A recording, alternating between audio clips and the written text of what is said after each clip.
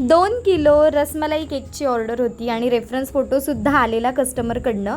Pink आणि teal colour होता, पण तुम्हाला हलकासा ब्ल्यू दिसत असेल, बट तो टील आहे. आणि व्हिडिओ बनवताना लाईट गेली, बट ठीक आहे, आपल्याला व्हिडिओ तर बनवायचा आहे. तर इथे मी तुम्हाला थोडक्यात शिफ्टिंग दाखवते की मी कसं करते.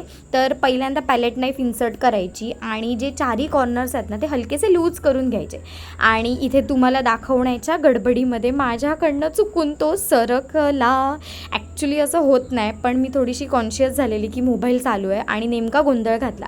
पण म्हटलं आता व्हिडिओ बनवला आहे तर चला रिपेअरिंग पण तुमच्यासोबत शेअर करूया, म्हणून हा कंटिन्यू व्हिडिओ ठेवला आहे. तर इथे बघा, असं कधी कधी होऊ शकतं बेकर्ससोबत, किती पण ट्रेंड असू दे, समटाईम्स असं होऊ शकतं. सो तेव्हा टेन्शन घ्यायचं नाही आहे. आता हे असं बिघडलं आहे, पण ह्याला आपल्याला रिपेअर करायचं आहे. तर मी काय केलं की व्हाईट कलरचं क्रीम घेतलं आणि थोडंसं दोन्ही साईडला लावून त्याला मी हलकंसं प्लेन करून घेतलं. ठीक आहे, आता इथे मी सिम्पली काय करणार आहे, माझं तसं पण मिक्स कलरमध्येच होतं थोडंसं. जर तुमचा प्लेन असता तर तुम्हाला परत एकदा कलरवालं क्रीम थोडंसं लावावं लागलं असतं, दॅट्स ऑल.